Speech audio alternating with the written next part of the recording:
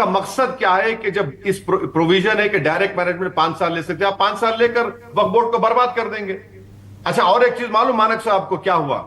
मैं आप चाहूंगा कि आपके चैनल के जरिए देश को मालूम हो कि जब वोटिंग हो रही थी, वोटिंग के दिन लोकसभा में एक स्पीकर साहब की इजाजत से जो वोमन नहीं होता है, बीजेपी ने सेक्शन 3 को लाकर डाल दिया।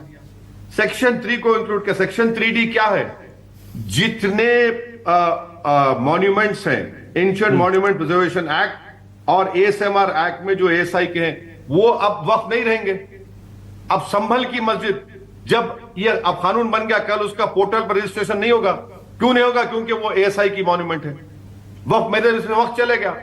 अब आप ज्ञानवापी एएसआई का है, चलेगा मेरे हाथ से, वक्फ नहीं रहेगा। मथुरा चलेगा मेरे हाथ से, वक्फ नहीं रहेगा। भाई मैं यही तो कह रहा हूं कि वक्फ छीनने के लिए कानून लाया जा रहा है। अभी 3D क्या है बताइए? ये जो प्रोविजन लाया गया 3D क्या है? अच्छा, इन्होंने और एक कर दिया कि शेड्यूल्ड ट्राइब में 5th शेड्यूल और 6th शेड्यूल में वक्फ प्रॉपर्टी नहीं होगी। हमदुल्ला सईद लक्षद्वीप का एक मुसलमान एमपी है, वो ट्राइबल एमपी है। क्या आप उससे आर्टिकल 25 छीन लेंगे? आर्टिकल 26 का वायलेशन नहीं होगा उस पर, आर्टिकल 14 नहीं लगेगा उसके ऊपर, 29 नहीं लगेगा उस पर। लक्षद्वीप की पूरी मस्जिदें अब क्या होंगी बताइए? यही तो हम बता रहे हैं कि आप वक्फ प्रोटेक्शन के लिए नहीं ला रहे हैं, वक्फ को बर्बाद करने के लिए। ये प्रोजेक्ट है बीजेपी का कि रिलीजियसली मुसलमानों को इरेज कर दो भारत से, इनका रिलीजियस आइडेंटिटी ना रहे यहां पर। ये प्रोजेक्ट इरेजर है बीजेपी का, और इनकी एजेंसी खत्म हो जाए, मुस्लिम एजेंसी खत्म करो आप, इसीलिए कानून को ला रहे हैं। वो कह रहे हैं मेन स्ट्रीम, वो कह रहे हैं मेन स्ट्रीमिंग के लिए ला रहे हैं, मेन स्ट्रीम में लाना चाहते हैं।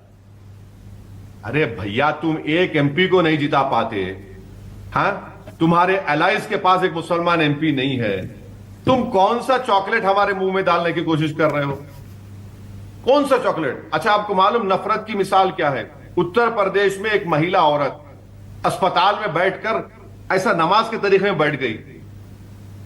उस हॉस्पिटल के 6 लोगों को सस्पेंड कर दिए, पुलिस वालों को नोटिस गई सरकार से। बाद में मालूम हुआ कि औरत का दिमागी तवाजुन ठीक नहीं था, वो झाड़ों को लपेट रही थी, पेड़ों को लपेट रही थी जाके।